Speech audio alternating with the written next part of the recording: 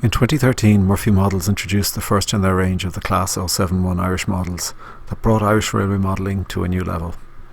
The MM0077 and the MM0078 in the iconic IE livery were standout members of that range, and I believe they are among the best Irish railway models ever produced.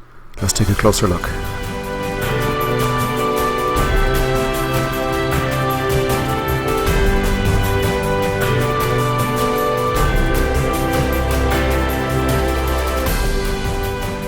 So here they are in all their glory, the 77 carrying the large IE logo and the 78 carrying the smaller version of the logo. Apart from the size of the IE logo, the other two main differences between these locomotives are the lighting, and you'll see the different lighting on the 77 compared to the 78 at the front there, and also the side panel on the 78 locomotive, which is where a tablet catcher used to be installed. You don't see that on the 77. They're pretty well the three main differences between these two locomotives, and apart from that they pretty well share all of the other same detailing, same performance characteristics, same underbody detail, etc. We will interchange them between them as we go through the review. The build quality and detail on these models is at the highest level, and later in this review we'll take a look to see if they can deliver equivalent performance on the track. Some common features that are shared across all of the Class 071 range is the three levels of lighting: the directional lights, the headlights and the cab lights, each of which can be controlled individually in each direction. They all share the distinctive and detailed handrails. All of the models come with spring buffers on either side, and from a control perspective they come DCC ready. They have a pre-installed speaker, so if you install the sound option, the speaker is already installed in the body of the locomotive. And they take a 21-pin DCC connector. Murphy Models have their own offerings, and there are a range of third-party offerings as well. And for the purposes of the running session later, do have two different sound options in these locomotives. So the 078 will be running with the Mr.Soundguy option, a Zemo-based Mr.Soundguy option. The 77 model will be running with the standard Murphy Models MM0055 sound module for the Class 071.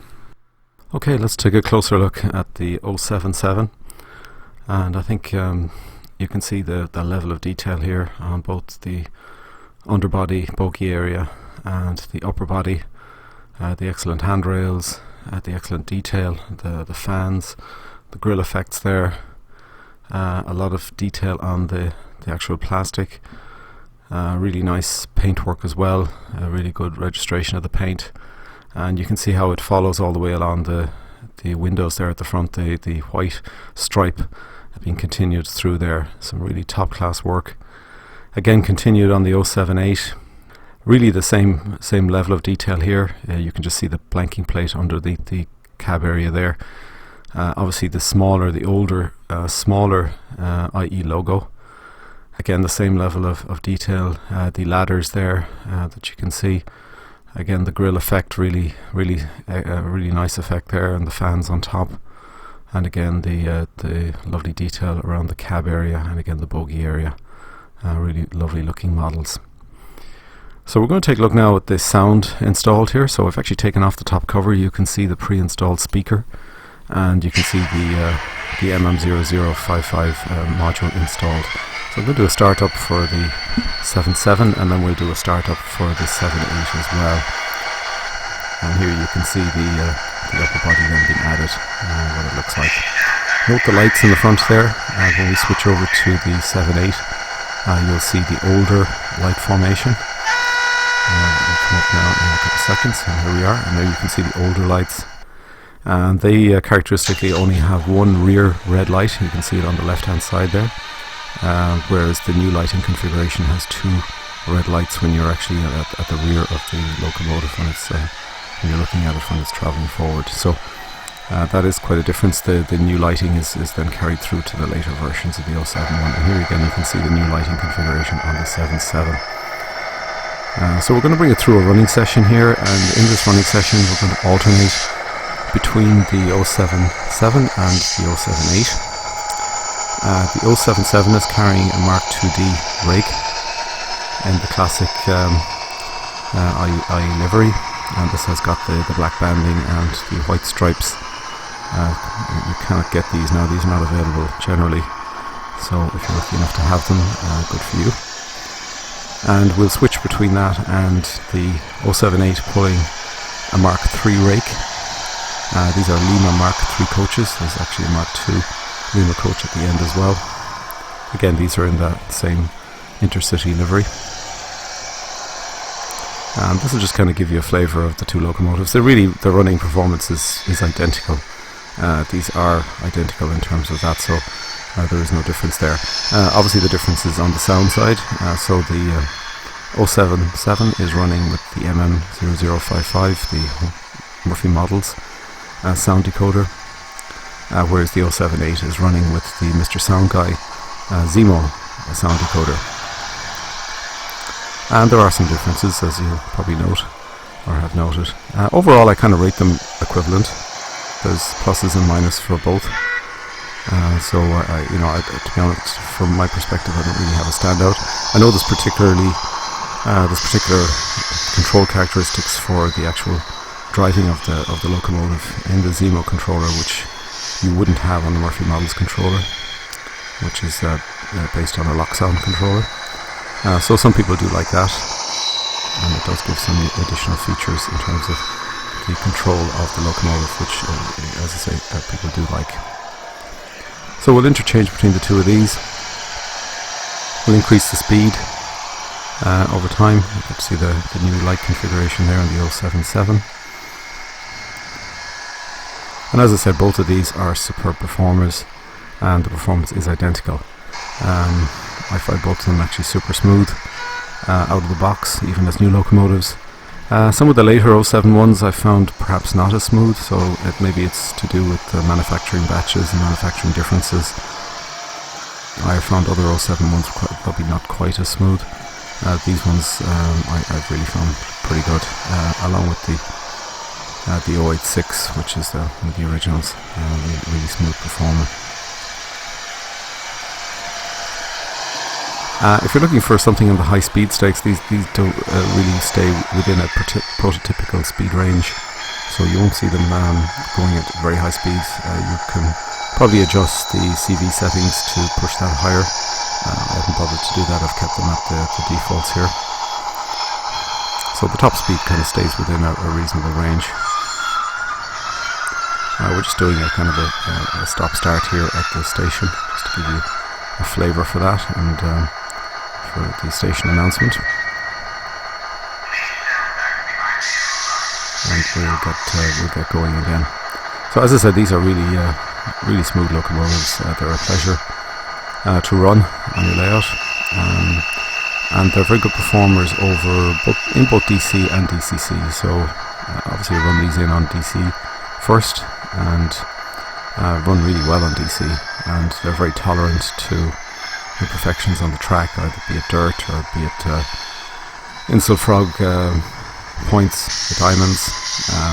It's very tolerant. There's plenty of pickups on the bogies, and they run really smoothly, really over anything. I've never had any kind of running problems with these of any description, to be honest, either on DC or DCC. I would really rate them as top performers. They're up there with the kind of best Pac-Man locomotives you would get in the top end Hornbys. These really are 5-star in terms of running performance. So we'll continue here on our little running session. We'll just speed it up a little bit more, and we'll bring it to a close. Hopefully it's given you a kind of a look for these locomotives in action, and how good they really are, both performance-wise and I think in terms of just the visual appearance. These really are beautiful locomotives, there's no doubt about it. They are. Certainly I would rate them as probably some of the finest locomotives that Murphy Models has ever produced. And obviously for somebody who's got memories of riding on the Irish Rail system in the 80s and 90s, and even the early 2000s in Ireland, it's very familiar configuration that you're seeing here with the Mark IIs or the Mark IIIs with these logos. And we'll just give it one more run around, and then we'll kind of bring it to a halt. And really, as I said, exceptional performance. I've never had an issue with these locos at all, and neither with the coaches either. I've got full running sessions for both locomotives, so I'll put the link in the description. So please, if you want to get a feel for all the sounds and a full session, please you can check those out. But we'll just bring this one to a close now, and we'll get on with the rest of the review. And again, so hopefully you found that pretty useful, and feel free to check out those links when you want to get a chance to do that.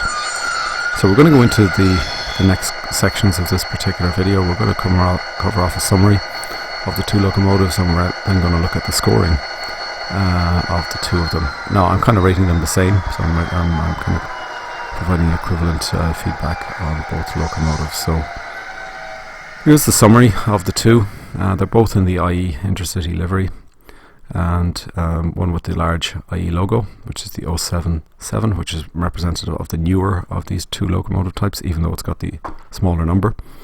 And then the 078's got the small IE logo. They're both 21 pin DCC ready, as you'll have seen, and with the pre-fitted speaker. Extra features on these: they have separately controllable lights, both directional lights, headlights and cab lighting, and the lighting configuration is slightly different. The 078 would have the older configuration, as I mentioned, the 077 having the newer configuration, which would have the dual rear lights. The 078 would have the single rear light.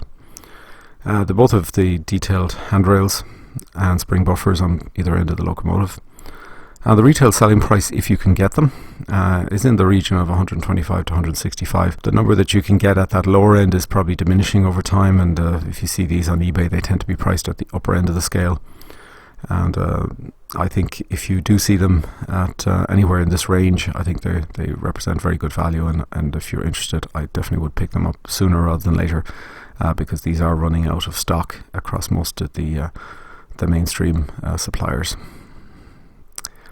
So next we're going to take a look at the scorecard, and needless to say, the scores here are really high. On both performance and appearance, I really rate these tremendously high. In terms of performance, and you'll see a video there of them running on the DC circuit when I was actually testing the 077, and identical performance to the 078. Flawless performance, I would have to say, going from very low speeds to the maximum speed across all sorts of imperfections on the track and under different loading conditions in terms of rakes. But these locomotives perform superbly. They are probably some of the best performing locomotives out there. Appearance, I'm giving a 5-star as well. I really like this particular livery. I think the appearance is really strong. The level of detail on these locomotives is phenomenal, both the upper body, lower body. Paintwork is excellent. The windows and glazing is excellent. The railing features and things like the ladders, the grills, the fan detail, really it's all tremendous, and I think 5-star is appropriate. Sound, I'm giving a 4.5 star. The speaker type can probably be improved upon, and I'm certainly looking at maybe checking out an iPhone speaker in the future on these locomotives, which does tend to give a little bit better sound quality than the pre-fitted speaker. The two sound modules I've tested, I rate them roughly equivalent, albeit they have different characteristics, and some people may have a preference for one over the other. I probably have a preference for the MM0075, but there are other aspects of locomotive control in the Zemo controller, as I mentioned, that may make people prefer that particular option. 4.5 star. There's always a little bit of room improvement, usually with the typical sound, and the speaker is certainly one area where the sound could be just that little bit better. But 4.5 is really a strong score, and I think if you've listened to this through this video and the running session, hopefully you'll agree with that kind of number. Extra features, I'm putting at 4 star, and this would include the extra detail, the spring buffers and the lighting, which I think is really good, and the level of control which you don't tend to have with lighting on other locomotives from other vendors. Packaging and documentation, 3.5 star. I have a couple of little quirky things I don't like about the packaging, and you'll see that in some other reviews I've done of other 071s. So 3.5 is not a bad score, but there's probably just some aspects of the packaging I think could be improved upon. But overall, I am actually giving this a full 5-star and a highly recommended rating, and a must-own rating, I think, for somebody modelling the Irish Rail network in the 80s and 90s. You really have to have at least one of these locomotives if that's what you're modelling, and I would highly recommend you getting one. So that's really my score. These are two fabulous locomotives. I think they're equivalent in terms of the scores. I think they're probably some of the best locomotives that have ever been produced, Irish locomotives. They're probably some of the best of the Murphy models, and they're the best of any other vendors. When you compare them to some of the previous locomotives that we've had to make do with as Irish railway modelers, they are exceptional, and they give you all the kind of features and functions that we have been longing for many years. They are a credit to Paddy Murphy, and I think I'd like to acknowledge what he has done here. Has created some fantastic models, which one I don't know if they'll ever be superseded in the future. I don't think so, because I think when people start creating new Irish models, they'll probably be looking at the DMUs and some of the newer styles of train. These ones for their era are probably the best ever, and I think as such I would highly recommend you picking one of these up if you are an Irish railway modeler, and please pick them up quickly, because they will go, and then you'll end up having to pay exorbitant prices on eBay to get them if you don't get them now. So I hope you enjoyed this review. I've enjoyed running these locomotives for a couple of years now. I've been meaning to put this review together for a while, so it's a little bit late, but I think it's better late than never. I do want to acknowledge them as what they are. I think tremendous representations of Irish railway modelling, and I would be interested in your feedback. If you own one of these, what do you think about it? If you don't own one, what are you thinking about as well? Why don't you? Please give your comments in the comments section. If you enjoyed this video, please give it a thumbs up, and please subscribe to the channel. I'll probably be switching gears to some of the English rolling stock over the next little while. I do hope to do reviews of the 121s when they become available. I'm patiently waiting, like every other Irish railway modeler, for those. Hope we'll see them in the very near future, and I'll certainly be doing a review of a number of those when they do become available. Looking forward to that. Okay, thank you for joining today, and happy modelling.